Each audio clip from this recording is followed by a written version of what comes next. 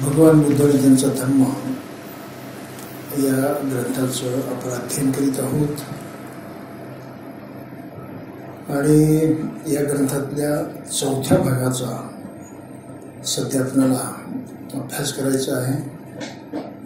त्यातून आपण अतिशय महत्त्वाच्या अंगापर्यंत येऊन पोचलेलो आहोत. बाबासाहेबांच्यावरती जो एक आरोप केला जातो काही लोकांच्याकडून की बाबासाहेबांनी काय फक्त दीक्षा दिली, संस्कार शिकवले नाहीत, आचरण शिकवलं नाही, ते किती खोटं आहे हे आपण आतापर्यंत पाहत आलेलो आहोत. आताचं जे खास प्रकरण आहे गृहस्थांसाठी प्रवचन, हा लौकिक अर्थानं व्यावहारिक अर्थानं अतिशय महत्त्वाचा असा विषय आहे आणि या विषयाला जोडूनच पुढे सदाचाराची आवश्यकता यावरती बाबासाहेबांनी जवळजवळ 5 प्रकरणं लिहिलेली आहेत. तीही प्रकरणं बौद्ध म्हणून त्या बौद्ध माणसाचं व्यक्तिगत आणि सामाजिक आणि तसंच कौटुंबिक जीवन कशा प्रकारे आदर्शमय होऊ शकतं, दुःखमुक्त होऊ शकतं, इतर कोणाच्याही तुलनेमध्ये अत्यंत अर्थपूर्ण होऊ शकतं, याचा उद्देश याच्यामध्ये आलेला आहे. किमान एवढा जरी भाग बाबासाहेबांच्या पश्चात त्यांच्या समाजाने कृतीमध्ये आणला असता तरी आज बौद्ध समाजाचं जगामध्ये चित्र, किमान या भारतामध्ये चित्र अतिशय आदरणीय, अतिशय श्रेष्ठ असं झालं असतं. आचरणाच्या माध्यमातूनच समाजावरती प्रभाव टाकता येतो, परिणाम करता येतो, त्याला सुधारण्याची अप्रत्यक्षपणे शक्ती देता येते आणि भारतामध्ये अशा प्रकारच्या सुधारण्याची अत्यंतिक आवश्यकता होती. बाबासाहेबांची भूमिका होती, कारण या देशामधली धर्म आणि संस्कृती, या देशामध्ये माणसाच्या मनावरती झालेले संस्कार हे पराकुटीच्या विषमतेचे होते, उच्च नीचतेचे होते. हीन लेखनापासून श्रेष्ठ लेखनापासून माणसाची इथे फसवणूक होत होती, पिळवणूक होत होती, शोषण होत होतं. त्यामुळं अत्यंत अन्यायपूर्ण, अन्यायकारक असा समाज जर कुठे असेल तर तो या देशामध्ये आहे आणि तो अतिशय क्रूर स्वरूपामध्ये भारतामध्ये होता. जातीव्यवस्था हे नुसतं मनुष्यत्वाचं विडंबन नाही, तर ती माणसाप्रती केलेली अत्यंत क्रूरता आहे, कौर्य आहे, हे लक्षात घेतलं पाहिजे. ह्या साऱ्या मानसिकतेला छेद देऊन इथे माणुसकी प्रस्थापित व्हावी ही बाबासाहेबांची मूळची धडपड होती. त्या धडपडीमध्येच ज्यांना माणुसकी नाकारली गेली होती, माणसाच्या समाजातून ज्यांना बाहेर हाकललेलं होतं, मनुष्य म्हणून त्यांना जगण्याचा कुठलाही अधिकार ठेवलेला नव्हता, अशा त्या अस्पृश्य वर्गापासून बाबासाहेबांनी सुरुवात केली आणि जातीच्या त्या उतरंडीमध्ये प्रत्येक जात कुठल्या ना कुठल्या जातीच्या वरची असते, कुठल्या ना कुठल्या जातीच्या खालची असते. मग ज्या आपल्या जातीच्या खालच्या जाती आहेत त्याचा मनुष्य तिरस्कार करतो, त्यांच्याकडे उपेक्षेनं पाहतो, हीनतेनं पाहतो, त्यांच्याशी माणुसकीनं वाढण्याची गरज नाही अशी त्याची भावना असते आणि आपल्यापेक्षा जी उच्च असतात त्यांच्या तो दबावाखाली राहतो. त्यांच्याबद्दल त्याच्या मनामध्ये रागच असतो, द्वेषच असतो की माझ्यापेक्षा मोठे आहेत म्हणून, आणि त्यांच्याशी वागताना जरी तो दमून नमून वागला तरीसुद्धा उद्धटपणा मनामध्ये कायमच असतो, दुःख मनामध्ये कायमच असतं. त्यामुळे जन्मल्यापासून व्यवहारामध्ये क्षणोक्षणी जगत असताना मनुष्य केवळ दुःख सहन करत होता. ह्या मानसिकतेतून तो मुक्त होऊ शकत नव्हता. हे चिरंतर मागे लागलेलं दुःख आणि त्यातूनही ज्यांना सर्वच नाकारलेलं आहे, समाजात जायचं नाही, कोणाला स्पर्श करायचं नाही, शिकायचं नाही, कामधंदा करायचा नाही, कौशल्य संपादन करायचं नाही, चांगलं राहायचं नाही, चांगलं खायचं नाही, अशा प्रकारे सगळीकडून जो मनुष्य उभारला गेला होता, जो प्रामुख्याने अस्पृश्य समाजाचे मागासवर्गीय म्हटले जातात हा समाज होता, त्या सर्व समाजाला माणसासारखी माणुसकी प्रदान करणं हे बाबासाहेबांच्या जीवनाचं ध्येय होतं. त्यामधून न्याय स्थापन झाला पाहिजे ही त्यांची भूमिका होती. आणि त्यांच्या त्या अथक प्रयत्नातून सार्वजनिक पातळीवरती, सामाजिक पातळीवरती व्यवहाराच्या अर्थानं संविधानाची निर्मिती होऊन या देशामध्ये किमान कायद्याचं असं बंधन निर्माण झालं की जी माणसं इतरांना दडपत होती, नाकारत होती, जवळ करत नव्हती, त्यांना संधी घेऊ देत नव्हती, अशा लोकांना रोखलं गेलं, थांबवलं गेलं, त्यांच्यावरती बंधन घातलं गेलं कायद्याचं. आणि हा सर्व समाजाला आपल्या विकासाचा मार्ग मोकळा झाला. हे संविधान आणि संविधान पूर्वीचं कार्य बाबासाहेबांचं आपण नीट लक्षात घेतलं पाहिजे. परंतु एवढ्यानं प्रश्न सुटत नव्हता. जशी उच्चवर्णीयांची मानसिकता नकारात्मक आहे, शोषणाची आहे, विषमतेची आहे, इतरांना तुच्छ नीच लेखण्याची आहे, तीच मानसिकता प्रत्येक जातीमध्ये आहे. प्रत्येक जातीमध्ये खालची जात सुद्धा त्याला अपवाद नाही. त्यांच्या खालचं कोणी असेल त्याची तो नफरतच करतो, द्वेषच करतो. आणि वरच्या साऱ्या जातींचा सुद्धा द्वेषच करतो. त्यामुळे द्वेषाची, एक प्रतिशोधाची, सूड घेण्याची, असंतोषाची भावना प्रत्येक माणसामध्ये असल्यामुळं भारतीय मनुष्य जो जातीवरती विश्वास ठेवतो तो सुखानं जगू शकत नाही. हा मानसिकतेचा रोग कायम त्याजवळ आहे. 24 तास तो सुखानं जगू शकत नाही. म्हणून कुठलाही हिंदू दावा करू शकत नाही की मी सुखानं जगतो वगैरे म्हणून. जोपर्यंत ही मानसिकता बदलत नाही तोपर्यंत सुख निर्माण होऊ शकत नाही. आणि म्हणून कायद्याच्या दृष्टीनं काही सोयी उपलब्ध झाल्या. जे पूर्णपणे नाकारलं होतं ते सुकर झालं. परंतु तिथे थांबून चालणार नाही ही बाबासाहेबांची भूमिका होती. आणि म्हणून या देशामध्ये समग्र परिवर्तन जर व्हायचं असेल तर इथे मानसिक क्रांती झाली पाहिजे. मानसिक क्रांतीमधून सामाजिक क्रांती होईल. सर्वच प्रकारचं मनुष्य जीवन सुसह्य होईल. आणि या मानसिक क्रांतीसाठी बुद्धाचा धर्म आवश्यक आहे. दुसरा कुठलाही उपाय नाही. आणि ही मानसिक क्रांती नुसती मागासवर्गीयांची होऊन चालणार नाही, उभ्या देशाची झाली पाहिजे. आणि म्हणून भारत बौद्धमय करणं हे बाबासाहेबांचं ध्येय होतं. वाईट गोष्ट एवढीच आहे की हे ध्येय आजही त्यांच्या अनुयायांना कळलं नाही. आणि देशाला तर त्याची फिकीर नाही की आपला हा रोग गेला पाहिजे आणि आपण चांगलं मनुष्य म्हणून जगलं पाहिजे. याची कोणाला फिकीरच नाही. पण वाईट गोष्ट हीच की ज्यांच्यासाठी बाबासाहेबांनी केलं, ज्यांना तो मार्ग सांगितला की तुम्ही तरी हे साध्य करा, त्यांनी अर्ध घेतलं, बाकीचं सोडून दिलं. आजही बाबासाहेबांना मानणारा मनुष्य बुद्ध धर्मापासून दूर आहे हे आपण आवर्जून लक्षात घेतलं पाहिजे. त्यामुळं जी काही भौतिक सुधारणा झाल्या, शिक्षणाच्या,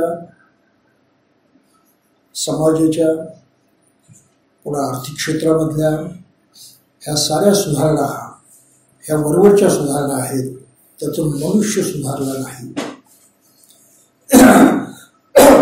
आणि या दृष्टीनं पाहता या ग्रंथातलं एक प्रकरण फार महत्त्वाचं आहे की आता मनुष्य म्हणून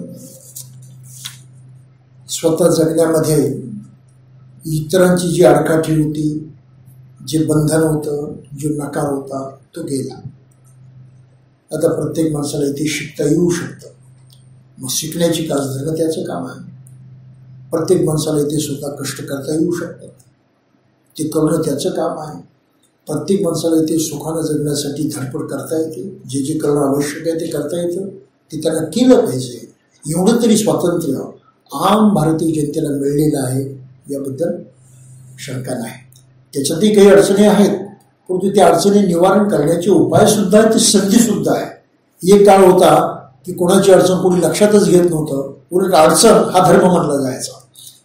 अस्पृश्याचं शोषण करणं धर्म आहे, त्याचा छळ करणं धर्म आहे, ही जी भावना होती ती तर भावना आता राहिलेली नाही. म्हणून प्रत्येक माणसाला आपलं जीवन सुकर करण्याचा मार्ग मोकळा झालेला आहे. आणि अशा परिस्थितीमध्ये भौतिकदृष्ट्या जी सोय लाभलेली आहे, जी काही व्यवस्था झालेली आहे, त्या व्यवस्थेचा लाभ करून आपण व्यक्तिगतदृष्ट्या अधिक चांगलं बनण्याचा प्रयत्न करणं हे प्रत्येक माणसाचं स्वाभाविक कर्तव्य ठरतं. आणि त्या कर्तव्याला बाबासाहेबांच्या पक्षामध्ये कोणी फारशी किंमत दिली नाही. म्हणून आता या प्रकरणामध्ये काय लिहिलं त्यांनी, सुखी गृहस्थ कोणाला म्हणायचं? आता कोण गृहस्थ आहे असा की ज्याला सुख नको आहे? आहे का कोणी? कोणी नाही.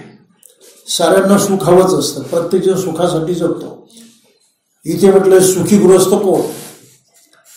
मग कशा प्रकारे मनुष्य सुखी गृहस्थ बनतो हे कोणी शिकणं आवश्यक आहे? प्रत्येकाला त्याची गरज आहे ना, प्रत्येकाला गरज आहे. आणि जे बाबासाहेबांचे अनुयायी आहेत त्यांना तर जास्त गरज आहे, कारण ते त्यांचे उद्धारक आहेत.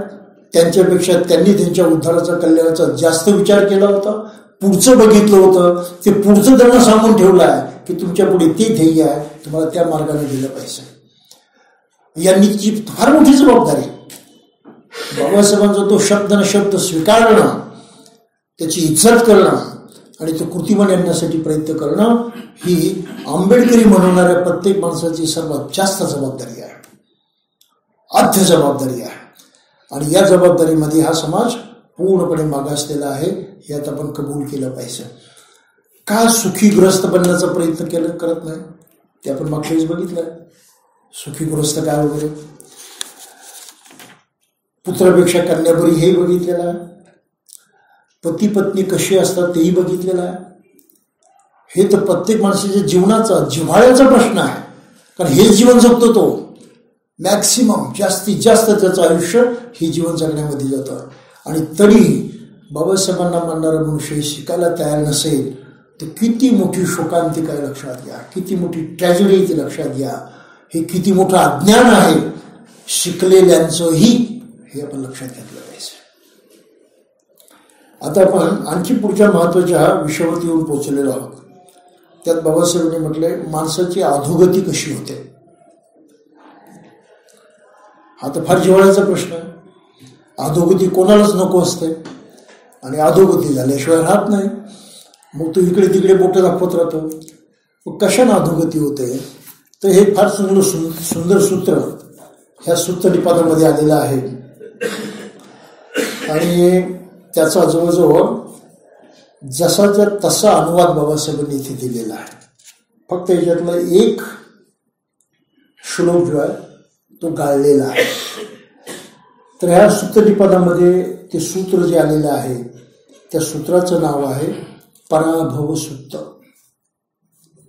माणसाचा पराभव कसा होतो. किम पराभवतो मुखाम, माणसाचा पराभव कशानं होतो असा प्रश्न बुद्धाला विचारला गेला. आणि बुद्धाला एकंदरीत पराभवाची 12 कारणं सांगितलेली आहेत. त्या 12 कारणापैकी एक कारण याच्यामध्ये आलेलं नाही, कदाचित चुकून राहिलं असेल ते बाबासाहेबांच्या ग्रंथामध्ये. तर जरा हे फार बारकाईनं बघितलं पाहिजे. आणि ते जर आपण आपल्या दररोजच्या जीवनाला आहे त्या परिस्थितीला लागू जर केलं तर आपल्याला कळून चुकेल की आपण मार कुठे खातो. आशा सर्वांना खूप चांगल्या आहे, बोलताना सारे चांगलं बोलतात, परंतु नेमके कुठे मार खातात ते आपल्याला कळेल व्यक्तिगत जीवनामध्ये आणि सार्वजनिक जीवनामध्ये. तर एके समयी भगवान श्रावस्ती येथील जेतवनामध्ये राहत असताना अनाथपिंडिकाच्या आरामामध्ये तिथे मध्यरात्रीनंतर कोणी एक देवता आली म्हणे आणि भगवंताच्या सन्नीत जाऊन आदराने त्यांना अभिवादन करून बाजूला उभा राहिला आणि भगवंतांना उद्देशून पुढील श्लोक म्हणाला. गौतमा, मी तुला अंधपतन पावणाऱ्या माणसाविषयी काही प्रश्न करणार आहे. कृपा करून अंधपतनाची काय कारणे असतात ती मला सांगा. भगवंतांनी ती सांगण्याचे मान्य केले आणि ते म्हणाले अधपतन, पराभव, पालीमध्ये पराभव शब्द तुला. कोणाची उन्नती होत आहे आणि कोण अधोगतीला जात आहे हे सहज समजण्यासारखं आहे. फार मोठ्या बुद्धिमानतेची गरज नाही, प्रत्येक माणसाला ते सहज समजू शकतं. म्हणजे ही बाब कशी आहे, it's a matter of common sense. Common sense आहे तो, फार मोठी गोष्ट नाही ती. म्हणून बुद्ध त्या भाषेत बोलतात की हे सहज समजण्यासारखे आहे. म्हणजे कॉमन सेन्सचा मामला आहे तो.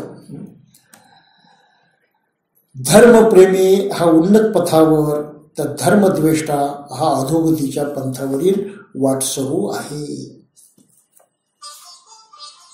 काय अर्थ समजायचा याचा?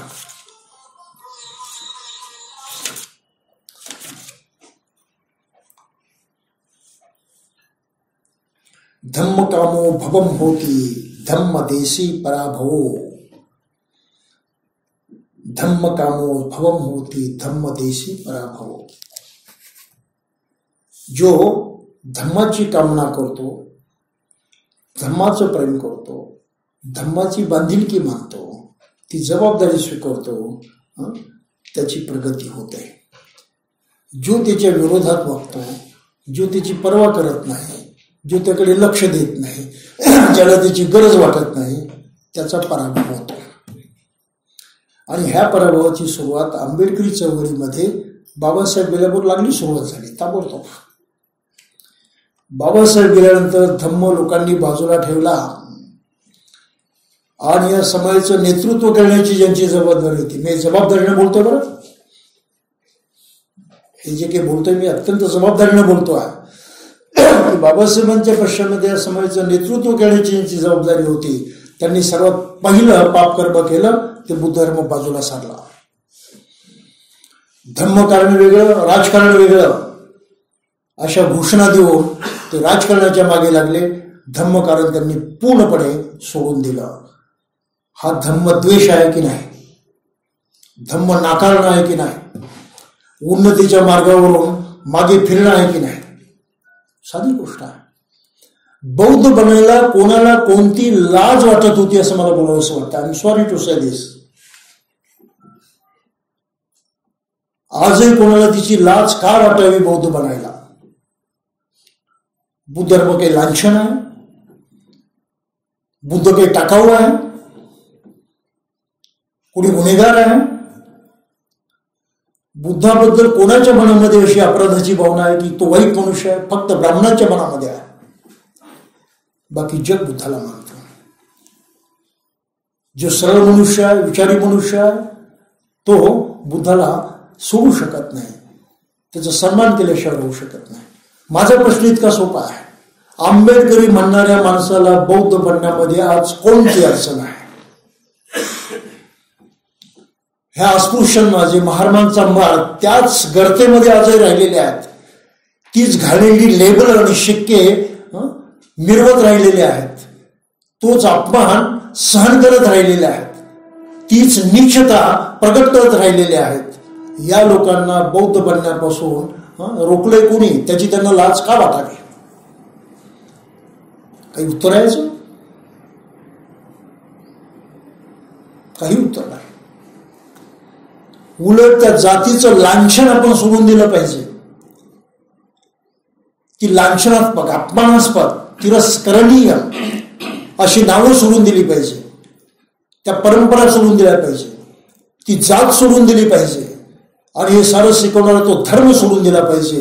हे जे बाबासाहेबांनी अस्पृश्यांना सांगितलं, काही वाईट सांगितलेलं होतं? त्यांच्या काही नुकसानीचं होतं ते?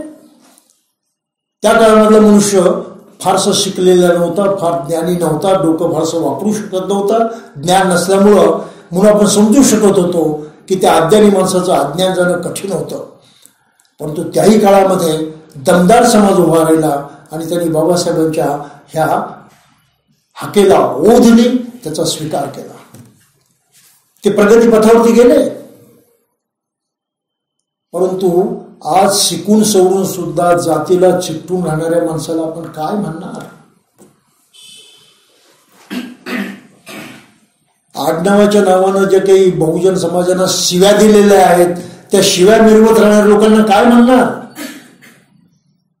कोणीतरी मग ब्राह्मण म्हटलं असेल गाण्या व्हायला एकाचा की झाला तो गाढवे, त्याचं आयुष्यभर आडनाव गाढवे, वंश परंपरागत. डुक्कर की झाला तो डुकरे, आयुष्यभर ते नाव मिरवत घेऊन बसलेला आहे. कॅन यू थिंक अबाउट दिस? आमच्या बुद्धीला झाले काय की एवढा सरळ सरळ अपमान आजही मी सहन करतो? घाणेरडी आडनाव तशी ठेवून ते लांछन, तो डाग, तो धब्बा तसाच मिरवत का बौद्ध बनायला अडचण आहे? का मातंग बौद्ध बनत नाही, का चांभार बौद्ध बनत नाही, का तो वाल्मिकी समाजाचा बौद्ध बनत नाही, का तो महार बौद्ध बनत नाही, काय भूषण आहे त्याच्यामध्ये.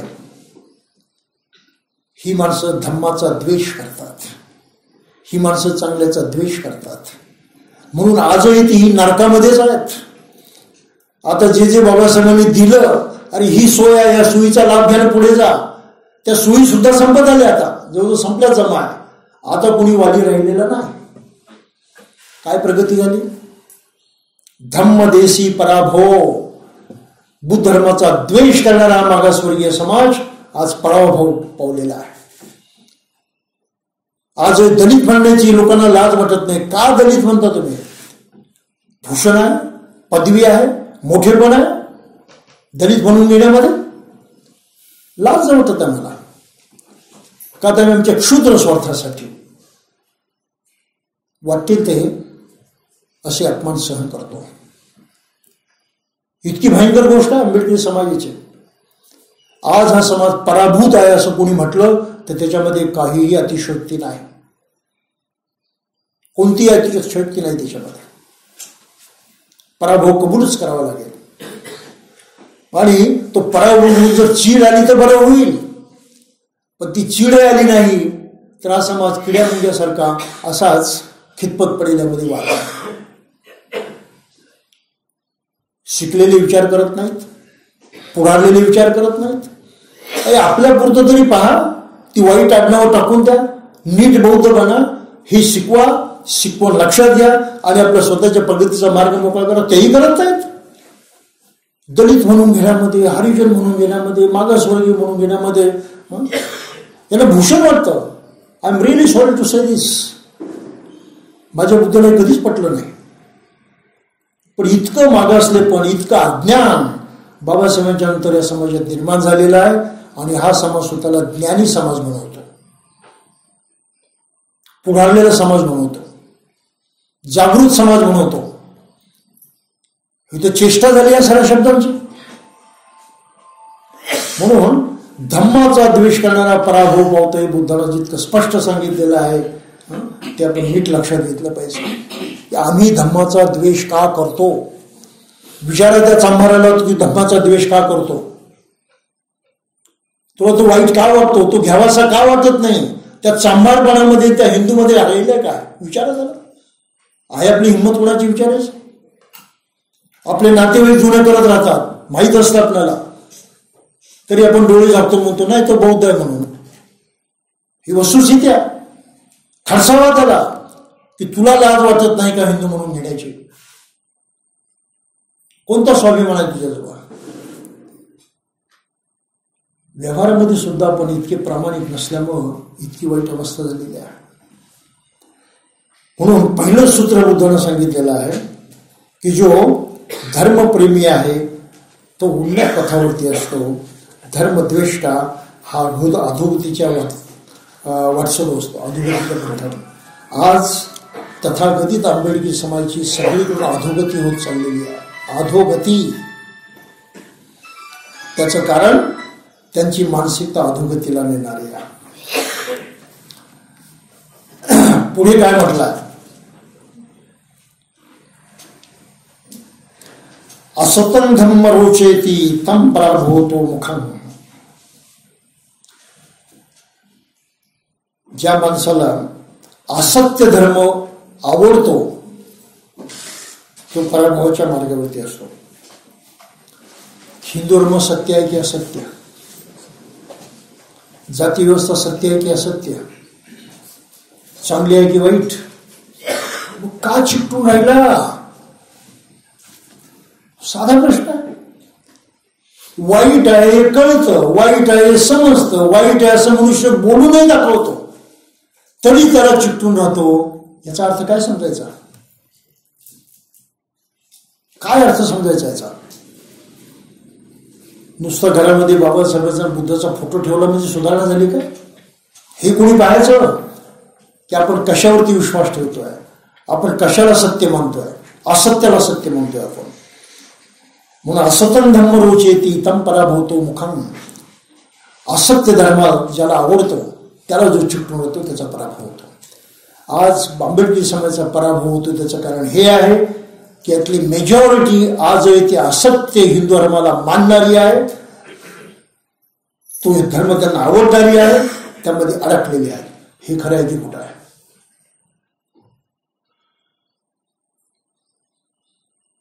100% खरं आहे. मेजॉरिटी अडकलेली आहे, प्रगती नाही होणार म्हणून अधोगतीच चाललेली आहे. उद्या समजा घटनेचं 17वं कलम नष्ट झालं, अस्पृश्यता पाळणं कायद्याला गुन्हा आहे, ते कलम नष्ट झालं, डिलीट केलं, खुलेआम हिंदू या देशामध्ये अस्पृश्यता पाळतील, शाळेमध्ये प्रवेश मिळायचा नाही, आजच देत नाहीत, आजही भांडणं चालूच आहे. राईट टू एज्युकेशन सारखे आंदोलन इथे सुरू झालेत. मागासवर्गीयांना शिकू द्यायचं नाही, सरकारी शाळांची वाट लावून टाकलेली आहे, मागासवर्गीयांना शिकू द्यायचं नाही. तो श्री कोणी जे आहे तो सरळ म्हणतो की सरकारी शाळांमधून नक्षलवादी निर्माण होतात म्हणून. रविशंकर हे इतके एकापेक्षा एक बदमाश लोक आहेत. बहुजनांना आणि मागास जातींना खच्ची कसं करायचं याशिवाय त्यांच्यापुढे दुसरा कुठलाही अजेंडा नाही. सरकारी शाळांमधून जर नक्षलवादी निर्माण होतात तर ते आताच निर्माण झाले, गेल्या 50-60 वर्षामध्ये का निर्माण झाले नाहीत? पण काही करून लोकांना मूर्ख बनवायचं, आपल्या पदप्रतिष्ठेचा आपल्या मोठेपणाचा गैरफायदा घ्यायचा आणि लोकांच्यावरती तो प्रभाव टाकायचा, हे षडयंत्र याच्या पाठीमागे असतं, ही दुष्टबुद्धी त्याच्या पाठीमागे असते. आणि बौद्धांमधले मी बरेच लोक बघितलेले आहेत, त्यांच्या शिबिराला जाताना हा निर्लज्जपणाचा कळस. अनेक बुवांच्या शिबिराला जाताना मी पाहतो आणि चांगले आपल्या गाडीतून जाणारे लोक पाहिलेत मी. काय बोलायचं, राग तो फार येतो, पण तो रागावून तरी काय उपयोग, शेवटी त्यांची दया येते. इतकी ही खालच्या पातळीची माणसं आहेत, त्यांचं डोकं काही कामाचं नाही, बौद्धिक ताकद नाही त्यांच्यामध्ये विचार करण्याची, कॉमन सेन्स नाही बुद्धाच्या भाषेमध्ये, सहज समजण्यासारखी गोष्ट नाही त्यांच्यामध्ये कॉमन सेन्स. बुद्ध धर्म दिलाय बाबासाहेब, तो जगातला सर्वश्रेष्ठ धर्ममार्ग आहे. तिकडे जाण्याच्या ऐवजी तुम्ही इकडे तिकडे का फिरत बसता? परंतु शिकलेल्या लोकांच्या मध्ये एक नवीन फॅट निर्माण झालेला आहे, पदप्रतिष्ठा, शो दाखवण्याचं. काही असो, त्याबद्दल मला जास्त बोलण्याची गरज नाही, परंतु त्यांच्याजवळ कॉमन सेन्स कमी आहे, हे मात्र खरे आहे. जे वाईट आहे त्याचा त्यांना ते प्रिय वाटतो धर्म, आणि जो आहे चांगला त्याचा ते द्वेष करतात. अधोगतीच्या वाटसुला दुर्गुणी माणसे प्रिय वाटतात आणि सद्गुणी माणसे अप्रियकर वाटतात. त्यांची दुर्गुणी माणसावरती श्रद्धा असते, हे त्याच्या अधोगतीचे दुसरे कारण आहे. दुर्गुणी माणसावर श्रद्धा असते. पार्टीमध्ये काम करणं म्हणजे काय, पार्टीला मानणं म्हणजे काय, पार्टीच्या नेत्याला मानणं म्हणजे काय, सरळ सरळ अर्थ आहे ना. दुर्गुणी तुम्हाला प्रिय आहेत, त्यांना हार तुरे द्या, त्यांचा सत्कार करा, त्यांच्याशी गोड बोला, त्यांच्या पुढे पुढे करा, बाकीच्याशी तुम्हाला काही घेणं देणं नाही. ही वस्तुस्थिती आहे. आणि बाबासाहेबांचं नाव घेऊन, बुद्धाचं नाव घेऊन माणसं ही अशी वागतात, हे तर अतिशय किळसवाणं प्रकरण आहे, अतिशय किळसवाणं. म्हणजे प्रवृत्ती हा याच्यातला मुख्य घटक आहे. आपली प्रवृत्ती काय आहे? सत्प्रवृत्ती नाही, दुष्ट प्रवृत्ती आहे, नकारात्मक प्रवृत्ती आहे. आणि या नकारात्मकतेमुळं आंबेडकरी समाजाचं नुकसान झालेलं आहे, म्हणजे वाटोळ झालेला अक्षरशः. तो समाजातून कसा सावरेल हे कठीण आहे. सावरण्याचा एकच मार्ग आहे, जितका चांगला बौद्ध बनण्याचा तो प्रयत्न करेल तितका तो भविष्यामध्ये सावरू शकेल, दुसरा मार्ग नाही. मग आता काही माणसं जरा भौतिक सुख लाभलं म्हणजे मग वेगळ्या सवयी लागतात ना. सर्वात महत्वाची सवय, आज रविवार आहे, किती वाजता उठायचं? सवयीचा मामला. सकाळी उठायचं नाही. मी अनेक घरामध्ये नागपूरमध्ये पाहतो की त्यांचा सकाळचा ब्रेकफास्ट 10 किंवा 11 वाजता होतो.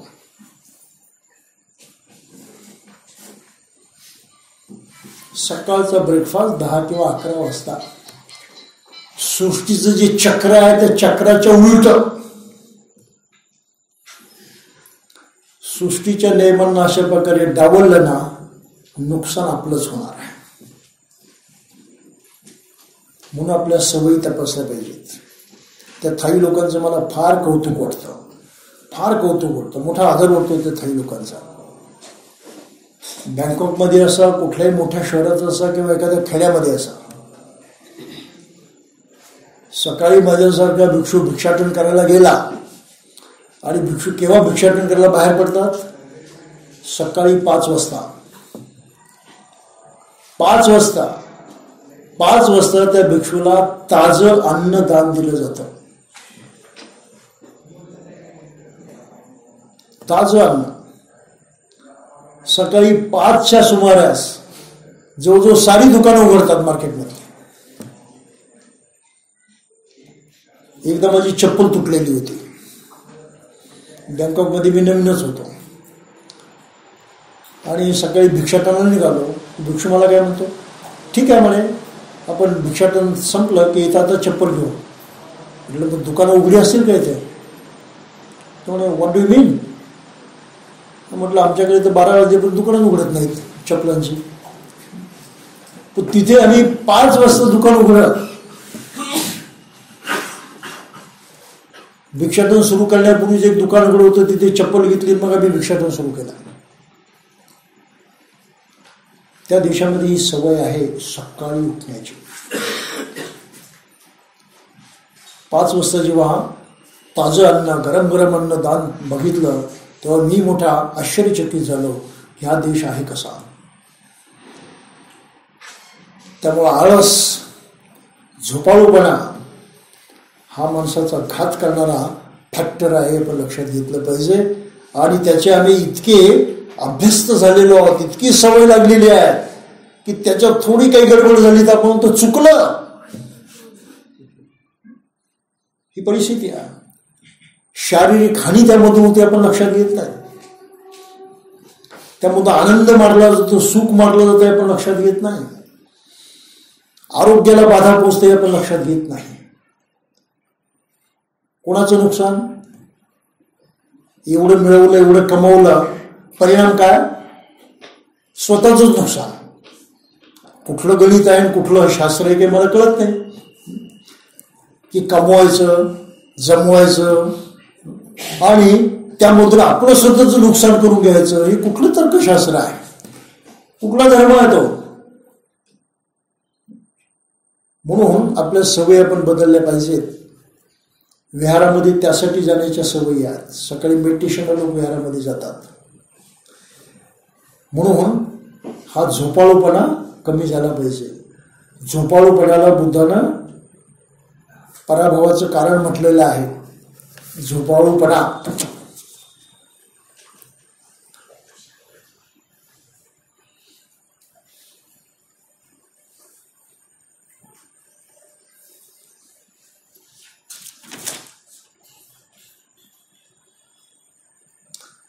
निद्राशिली.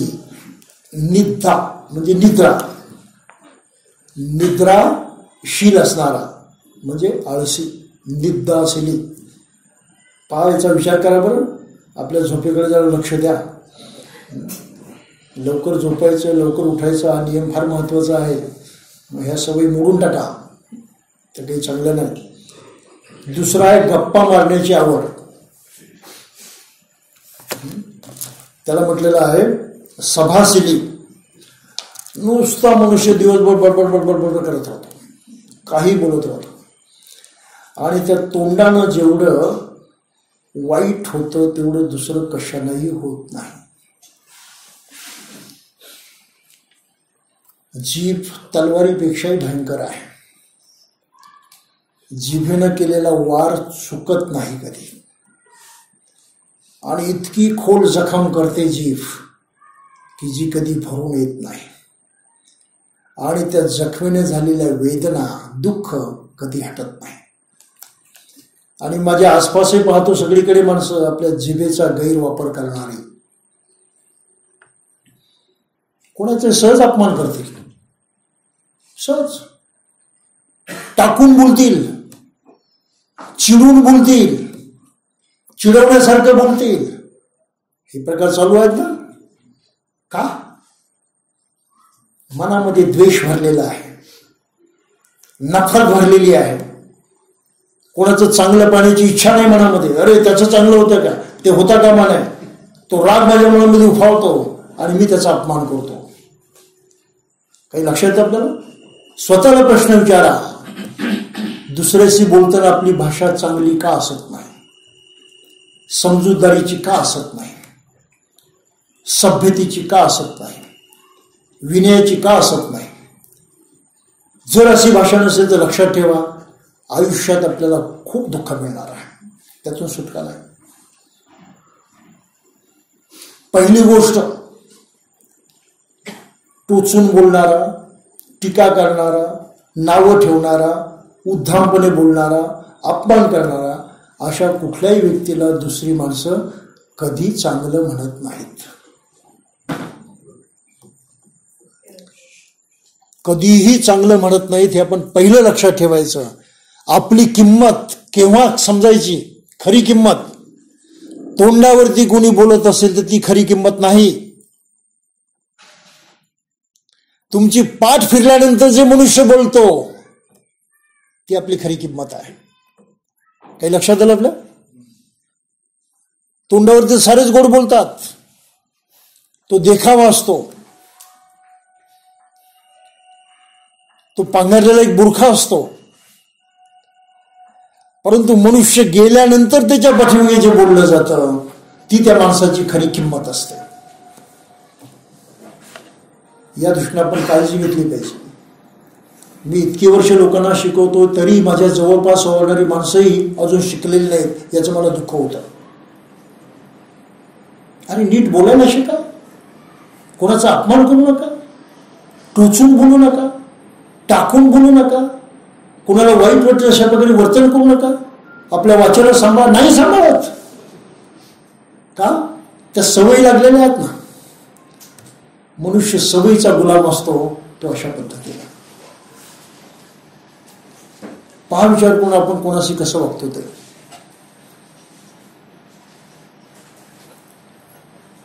त्या ऑफिसमध्ये असताना आमचा एक ऑफिसर म्हणायचा, एक क्लर्क होता, बंगाली क्लर्क होता, दास त्याचं नाव. त्याने पहिल्यांदा हा शब्द वापरला तेव्हापासून माझ्या लक्षात आहे. आमच्या ऑफिसमध्ये आल्यावरती सहज लोकांशी बोलत असताना त्याने बोला, देखो भाई, एक बात हमेशा ख्याल रखो, ऑफिस में काम करते हो. त्याचा त्या शब्दाचा अर्थ काय होते? म्हणे गाढवाच्या मागे आणि साहेबाच्या पुढे कधी उभं राहायचं नाही.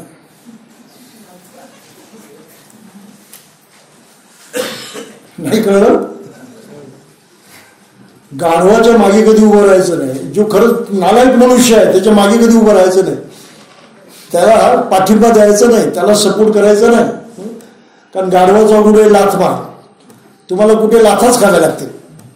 म्हणून गाढवाच्या मागे कधी उभं राहायचं नाही आणि साहेबाच्या पुढे राहायचं नाही. कारण घरात बायकोशी भांडणं झालं की तो इतको राग तुमच्यावरती काढेल म्हणे. साहेबाचा काही भरोसा नाही. म्हणून साहेबाच्या पुढे गाढवाच्या मागे उभं राहायचं ना. आणि हे जीवनामध्ये आपल्याला सगळीकडे वापरावं लागतं. ज्याला आपण मोठा म्हणतो जरा सावध, आणि ज्याला गाढव म्हणतो तेही सावध.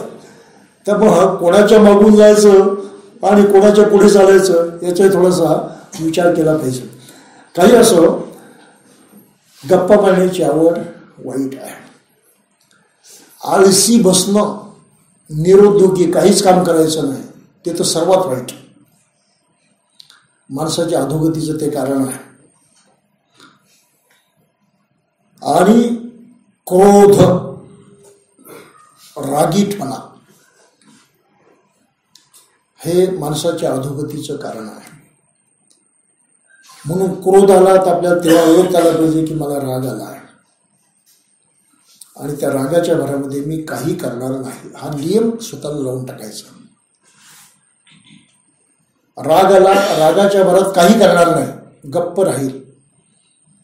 पण आपलं कसं असतं, राग आला की मग आपला जोशच येतो ना मोठा, म्हणून मग चला एकदम लागोपाठ एका पाठीमागे एक आपण शस्त्र टाकत असतो,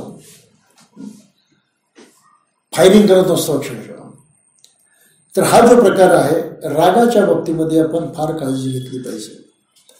म्हणून मला ते वारंवार हे सांगावंच लागतं की पहिले आपली वाचा आणि राग सांभाळा.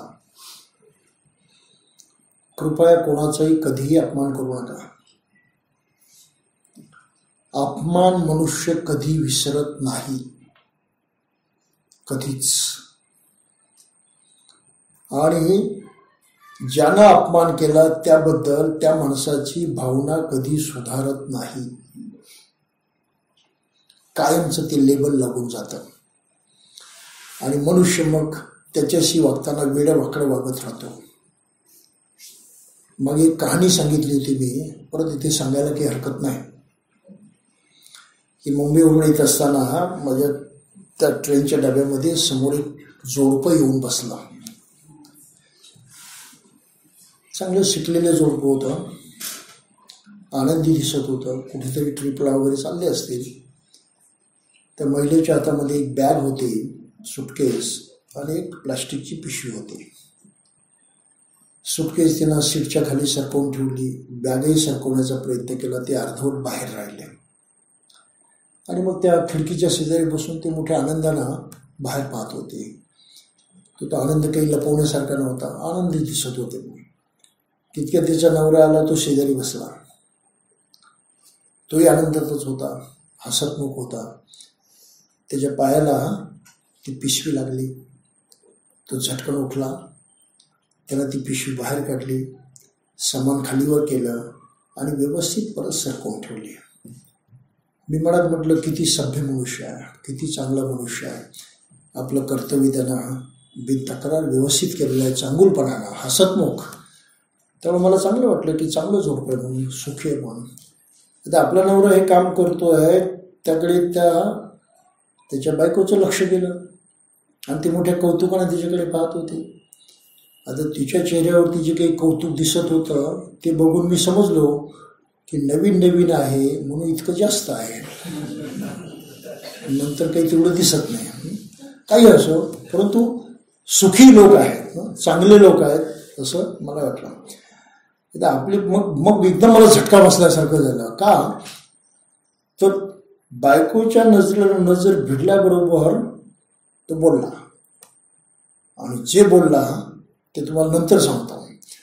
फक्त तुम्ही आता विचार करा, तुम्ही त्या ठिकाणी कोणत्याही भूमिकेमध्ये असता तर कसे वागले असता.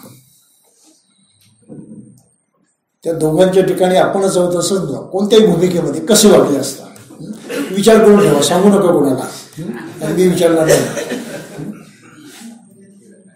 आता बायकोला कौतुकाने पाहते, तिच्या नजरेला नजर भिडल्याबरोबर तो दोन शब्द बोलला, अक्कल लागते. त्या बिचारीचा चेहरा एवढासा झाला, उदास होऊन ती खिडकीच्या बाहेर पाहायला लागले. शिवी नाही दिली, पण जे शब्द बोलला त्याला जी काही जखम झाली, मला हे सांगा ती महिला किती दिवसामध्ये विसरेल, किती वेळात विसरेल. पुढच्या क्षणी ती आनंदी असल्याचं मी बघितलं होतं ना, पण मी समजून गेलो हे ढोंग आहे, हा बुरखा आहे, हा पांघरलेला आनंद आहे, तो आतून आलेला नाही, आतमध्ये गंभीर जखम झालेली आहे. अशा जखमा त्या नवऱ्याच्या त्या प्रवृत्तीमुळं, का तो बायकोला कमी लेखत होता. बायको म्हणते, बाई म्हणते तिला अक्कल नाही, ही धर्माची शिकवण आहे. बाईला अक्कल नसते, बाईचं ऐकायचं नाही, ही धर्माची शिकवण आहे, परंपरा आहे, ती त्याच्यावरती संस्कार झालेले आहे. म्हणून त्यानं तो शब्द वापरला, अक्कल लागते म्हणून. साधी गोष्ट आहे ना. तसा तो आयुष्यभर अपमान करत राहील बायकोचा. मला सांगा किती सुखानं जगणार आहे ती महिला, किती सुखानं. फक्त ऍडजस्टमेंट सांभाळून घ्यायचं. म्हणून असं बेगडी ऍडजस्टमेंट आणि बेगडी सुख आपल्याला हिंदू धर्मामध्ये पाहायला मिळतं. फक्त दिखाव्याचं. अंदर की बात फार वेगळी असते. मला खूप गोष्टी माहिती आहेत, त्या सांगण्याची वेळ नाही. ते एक एक कहाणी मी आपल्याला सांगून चांगली मोठी कादंबरी होईल एवढं आपल्याला करता येऊ शकेल. एक एक कहाणी सांगेल मी हिंदू कुटुंबातले. तथाकथित अतिशय सुखी, समृद्ध आणि काही प्रतिष्ठित समजणारी कुटुंब मला चांगली माहीत आहेत. ही परिस्थिती आहे. आणि मग त्याही महिलेची नकारात्मकता वाढते. आपल्या पद्धतीने ती कुठेही सूड घ्यायला लागते. तीही मोका सोडत नाही. म्हणून नवऱ्याच्या घरचे पाहुणे आले की ही रुसली, ही फुगली, काही ना काही गडबड केली म्हणून समजायचं. आनंद नसतो. सूड घेण्याची संधी आलेली आहे. घराघरामध्ये चालतात. हे रुसवे, हे फुगणं, हे विनाकारण नाही. त्याच्या पाठीमागे कारण आहे. पण त्याने नुसतं स्मित केलं असतं, काही न बोलता, काय झालं असतं? आनंद टिकला असता. तो चिरस्थायी झाला असता. तो कधी नष्ट झाला नसता. परंतु 2 शब्द बोलला, साऱ्या आनंदाचं वाटोळं झालं आणि पुढे आणखी वाटोळं होण्याची परिस्थिती निर्माण झाली. म्हणून घरामध्ये कसं वागायचं हे शिकवण्यासाठी शिबिरांची गरज आहे की नाही, बुद्ध धर्माची गरज आहे की नाही, आणि तेच माणसाला नको आहे. काय म्हणणार तुम्ही त्याला? क्रोध ही महाभयंकर गोष्ट आहे. राग जिंकला त्यानं जग जिंकलं असे मराठीमध्ये म्हण आहे. राग जिंकणं कठीण गोष्ट आहे, खरंच कठीण आहे फार. पण किमान आपल्याला राग आलाय ते ओळखणं फार महत्वाचं आहे. तेवढं तरी शिका. आणि त्या रागाच्या भरात काही करणार नाही एवढा तरी प्रयत्न करा. एखाद्या वेळेस काही होणार नाही आपल्यातून, चांगलं. परंतु कदाचित राग आवडता येणार नाही, त्या भरात आपण वागूनही जाऊ. परंतु किमान आपल्याला जाणीव आहे आपल्या मानसिकतेची, त्यातल्या नकारात्मकतेची. ही सुद्धा फार मोठी गोष्ट आहे. आणि तेवढं प्रत्येक माणसाला शिकवलं पाहिजे. ह्या प्रवृत्ती जर बौद्ध समाजामध्ये इतर लोकांना दिसायला लागल्या तर काय म्हणतील ते? शेजारी राहणारे इतर जातीचे लोक आहेत ते जेव्हा पाहतील रे बौद्ध लोक सकाळी लवकर उठतात, त्यांच्या घरात कधी भांडी वाजल्याचा आवाज येत नाही, म्हणजे तोंडाचं भांड वाजल्याचा, भांडण दंडा याच्यामध्ये कधी चालत नाही, कोणी नशा करत नाही, हे एकमेकाशी नेमके गोड वागतात, चांगले वागतात, त्याचं आपल्याला तर सुख होणारच. परंतु आपल्याकडे पाहणारी माणसं सुद्धा प्रसन्न झाल्याशिवाय राहणार नाहीत. त्यांना सुद्धा काही शिकवण मिळाल्याशिवाय राहणार नाही. आणि त्या नजरेने त्या बौद्ध कुटुंबाकडे पाहतील, त्या इज्जतीनं, त्या मानाने, सन्मानाने. काही कमवलं की नाही? निश्चित कमवलं आहे. पण तो आज उलटी परिस्थिती आहे. पिणाऱ्यांची संख्या कोणामध्ये जास्त? तथाकथित बौद्ध लोकांच्या मध्ये 70% आहे म्हणतात. गोंधळ घालणारे कोण? हेच. रस्त्यावर येणारे कोण? हेच. मंदिर मोठ्यानं जय भीम, त्या जय भीमचा सुद्धा अपमान करणारे हेच. इतकी वाईट परिस्थिती आहे. म्हणून हे संस्कार जे बुद्धानं दिले ते वाईट संस्कार आहेत, टाकून देण्यासारखे, नाकारण्यासारखे. कदरच करायची नाही त्याची. मग का आंबेडकर अनुयायीची कदर करत नाहीत? पुन्हा तोच प्रश्न निर्माण होतो. पराभवाच्याच मार्गाने जाणं पसंत करतात, विजयाच्या मार्गाने नाही. म्हणून 60 वर्षामध्ये या समाजाला विजय मिळाला नाही कुठेच. कोणती मर्दुमकी गाजवली कोणी दाखवून तर द्या. 60 वर्षांमध्ये बाबासाहेब गेल्यानंतर कोणता पराक्रम केला तुम्ही? कोणताच नाही. त्यापेक्षा आमचे ते पूर्वज अडाणी होते, मागासले होते, त्यांनी जो पराक्रम केला आणि बाबासाहेबांसारखा महापुरुष उभारून त्यांची क्रांती यशस्वी केली, ते आदरास पात्र आहेत, ते सन्मानास पात्र आहेत. हे आपण आज मुद्दाम लक्षात घेतलं पाहिजे. पुढे त्यांनी चौथा गुण सांगितलेला आहे. आईबाप वृद्ध झाले असताना जवळ संपत्ती असूनही त्यांचे पालन पोषण न करणे हे अधःपाताचे चौथे कारण आहे. आजचा सामाजिक प्रश्न. म्हणून वृद्धाश्रमाची निर्मिती. परवा कोणीतरी मला एक संदेश पाठवला होता व्हॉट्सॲपवरती. एक शाळेतली मुलगी 10-12 वर्षांची, त्यांच्या शाळेची ट्रीप वृद्धाश्रमाला गेली होती आणि त्या वृद्धाश्रमामध्ये तिला तिची आजी भेटली आणि त्या दोघी एकमेकांना बघून रडतात असं तो फोटो पाठवला होता. का त्या मुलीनं जेव्हा जेव्हा चौकशी केली आई बाबाकडे, आजी कुठे आहे, तर त्याने सांगितलं ती आपल्या दूरच्या नातेवाईकांकडे गेलेली आहे म्हणे. कायम त्यांनी हे सांगितलं दूरच्या नातेवाईकाकडे गेलेली आहे, परंतु वास्तविक त्यांनी त्या आपल्या आईला वृद्धाश्रमामध्ये ठेवलं होतं. आणि मुलगी जेव्हा पाहते, म्हणजे प्रसंग कसा आहे तो पहा.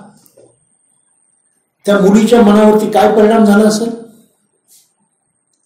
आई बापांची किंमत शून्य.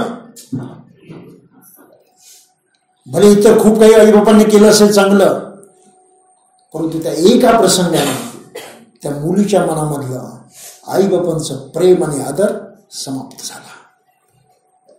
डू यू अंडरस्टँड दिस? लक्षात येतं? इतकी गहिरी जखम झाली आहे त्या मुलीला, ती त्याच्यातून सावरू शकत नाही. आई बापांची ती प्रशंसा करू शकत नाही, त्यांचा मान सन्मान करू शकत नाही.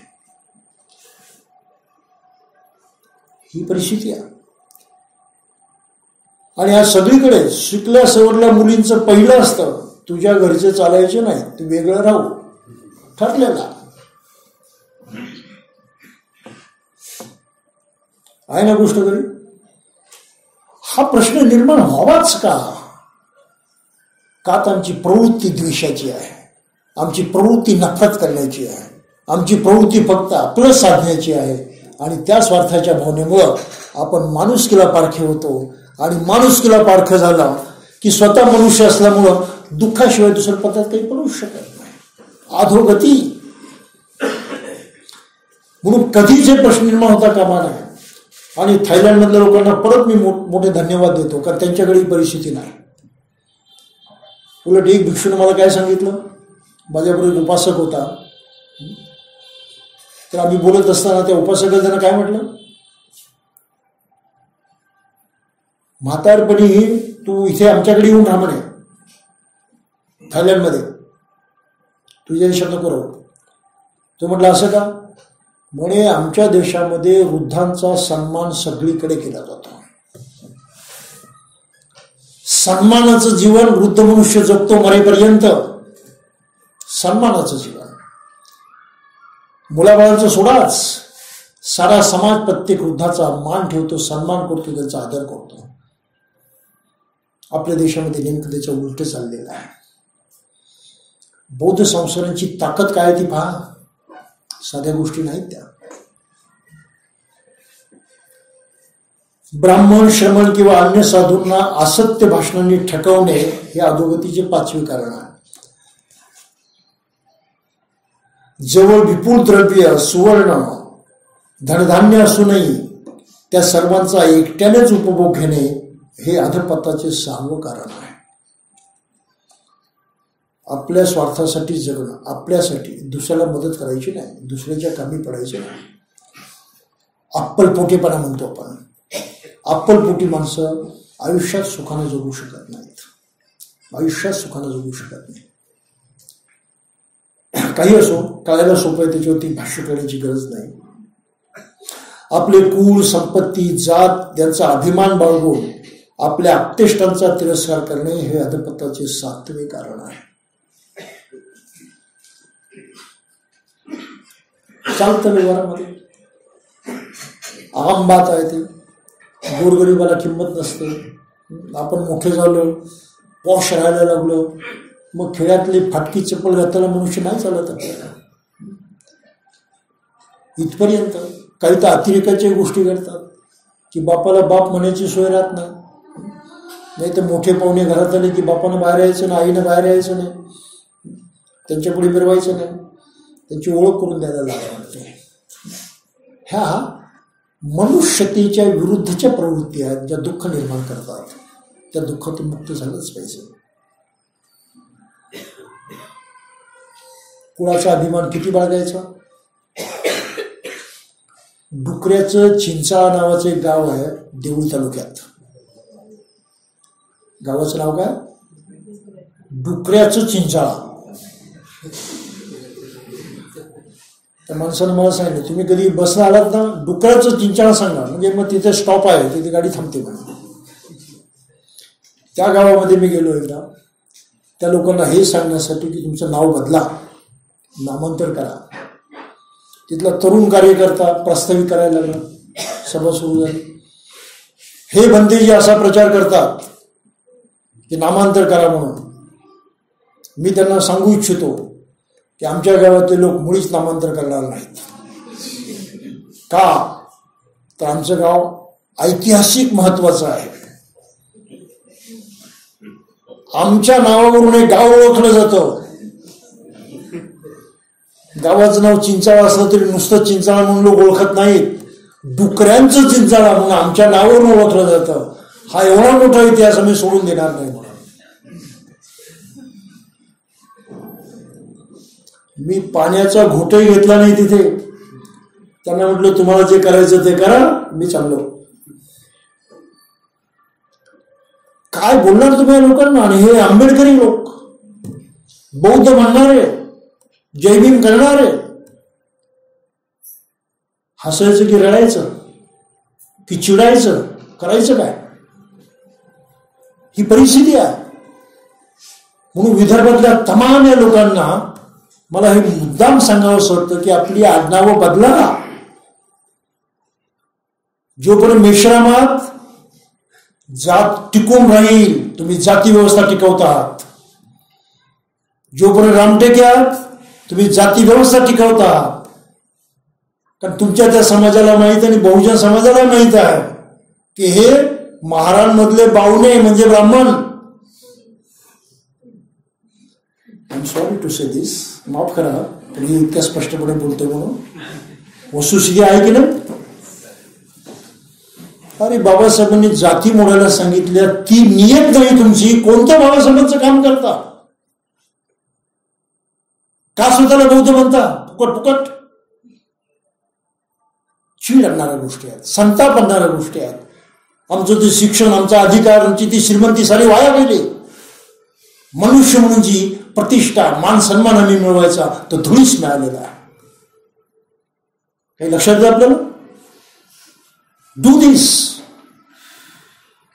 गेली 30-40 वर्ष बेंबीच्या देठापासून मी सांगत आलेलो आहे की नामांतर करा, जातीचं नाव टाकून द्या, जातीशी संबंध तोडा, किंवा तेवढं तरी करा. कोणी ऐकायला तयार नाही.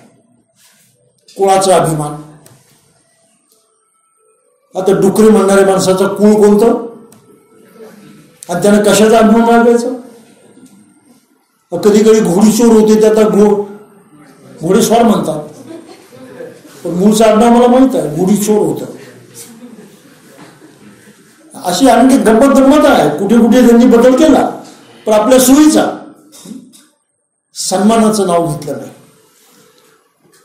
घोडीचोर काय घोडीस्वार काय, त्या घोडीशी काय घेणं त्याने. आम्हाला चांगलं सन्मानपूर्ण नाव घ्यायचं.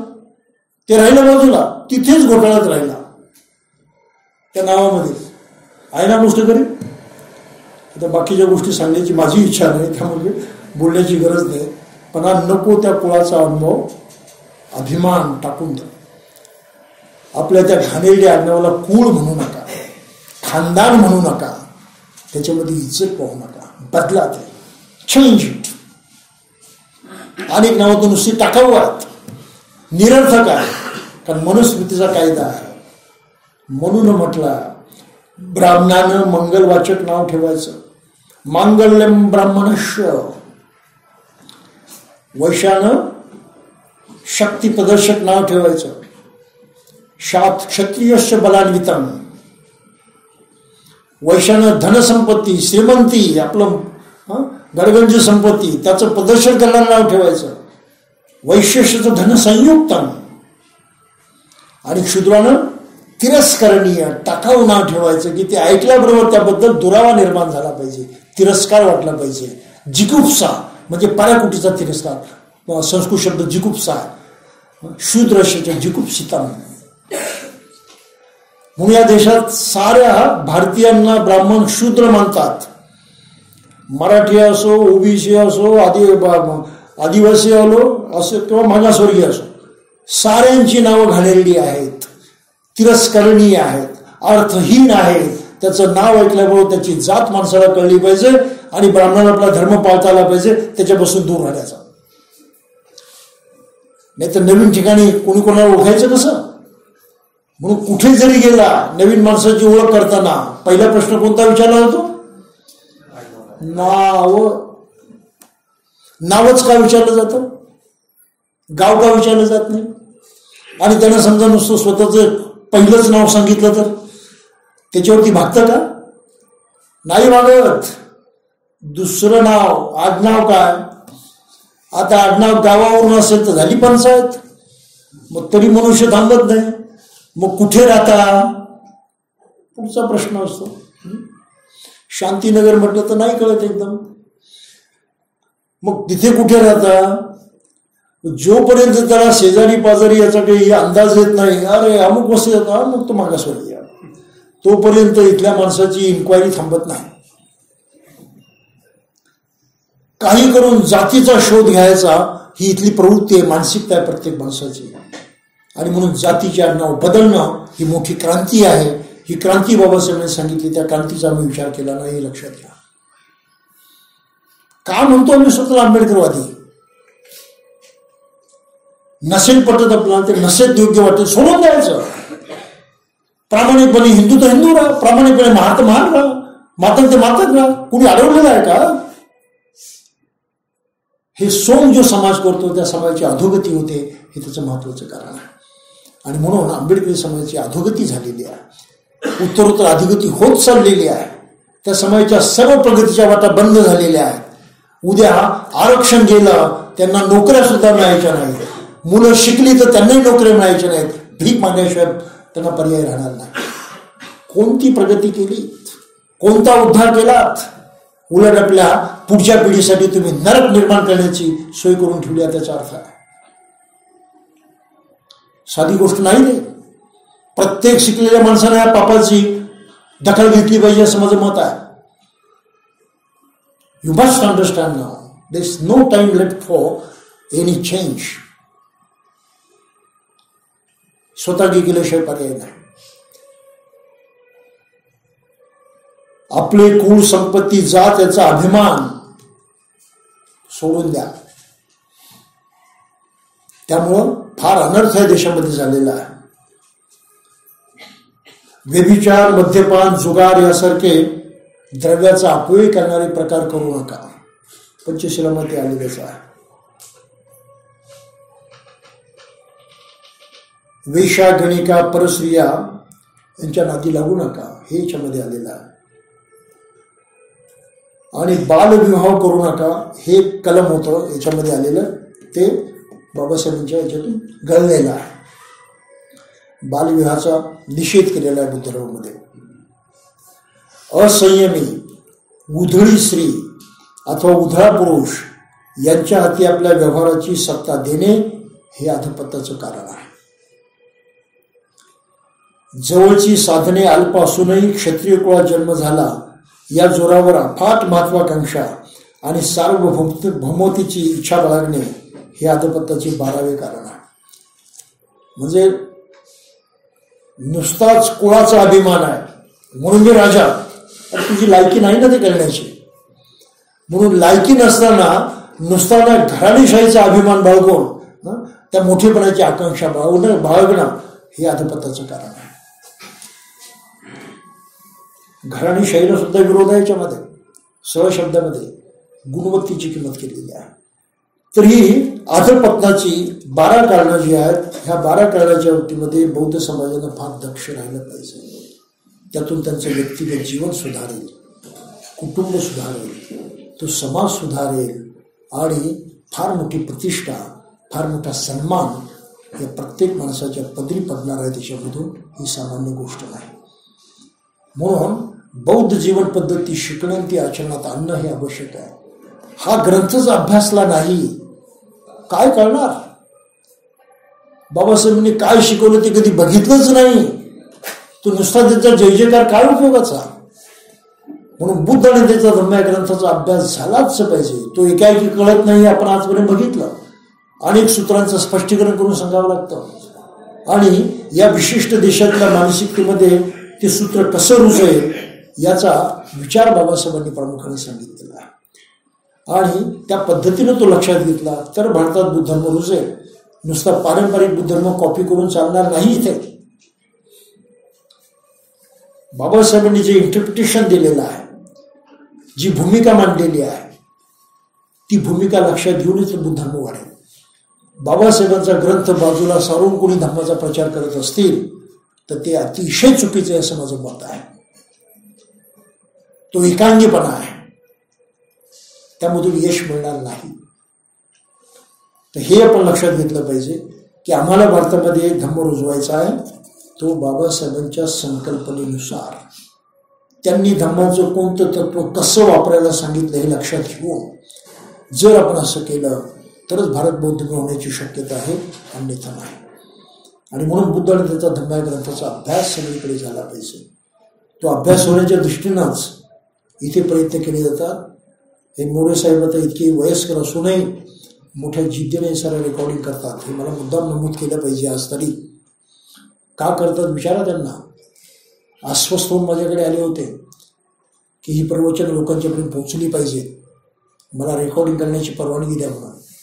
आणि ते स्वतःच्या कष्टाने रेकॉर्डिंग करतात. का तर हे अनेक लोकांच्यापर्यंत पोहोचलं पाहिजे म्हणून. 4 लोकांच्या पुढे प्रवचन दिलं, संपलं, पुढे कोणाला ते कळणार नाही. तेवढी जिगर बाळगून ते हे काम करतात. कशासाठी? तर ह्याच कॅसेट उद्या घराघरामध्ये जर पोचल्या तर या धर्माचा अभ्यास, ह्या ग्रंथाचा अभ्यास घराघरामध्ये होईल. तर आपण त्याची सुद्धा दखल घ्यावी. त्या कॅसेट घ्याव्यात, लोकांना वाटाव्यात, प्रेझेंट द्याव्यात, त्यांना त्या ऐकायला लावाव्यात, जेणेकरून घराघरामध्ये ह्या ग्रंथाचा प्रचार होईल आणि तो ग्रंथ लोकांना समजेल. त्यामुळं आपणही त्यांच्या त्या सेवेचं जरा कौतुक केलं पाहिजे. मला वाटतं टाळ्या वाजवल्या तर काही बिघडणार नाही.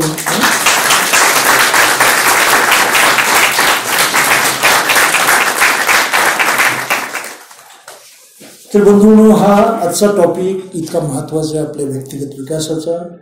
आम्ही पराभवापासून वाचलं पाहिजे, पराभवाचा मार्ग सोडला पाहिजे. पराभवाची सूत्र लक्षात घेऊन आपल्याला धम्माची कास धरावीच लागेल. आज धम्माची कास भेटली तर उद्या काहीतरी चांगलं घडेल. सुखाची, आनंदाची, आशेची गोष्ट अशी आहे की आज भारतामधला केवळ अस्पृश्य समाजच नाही तर बहुजन समाज बुद्धाकडे आकर्षित झालेला आहे. आम्हाला आशा आहे की मोठ्या प्रमाणात लोक बौद्ध बनतील आणि पुन्हा इथे नवीन संस्कृती उभी राहील आणि बाबासाहेबांच्या संविधानाला आणि त्यांच्या कार्याला खऱ्या अर्थाने न्याय मिळेल. भारत बौद्धमय करणं हे त्यांचं ध्येय होतं. ते ध्येय सुकर करण्यासाठी, साध्य करण्यासाठी आपण प्रयत्नांची पराकाष्ठा करणं हे आज आपलं कर्तव्य आहे, हे आपण लक्षात घेतलं पाहिजे. आणि म्हणून बुद्ध आणि त्यांचा धर्म रुजलाच पाहिजे घराघरामध्ये. तो संदेश माणसाकडे गेलाच पाहिजे. अज्ञान त्यांना कळत नाही, त्यांना ते कळलं पाहिजे. ही जबाबदारी आपण घेतली पाहिजे. हाच आपला धम्मप्रचारासाठी लागलेला हातभार आहे.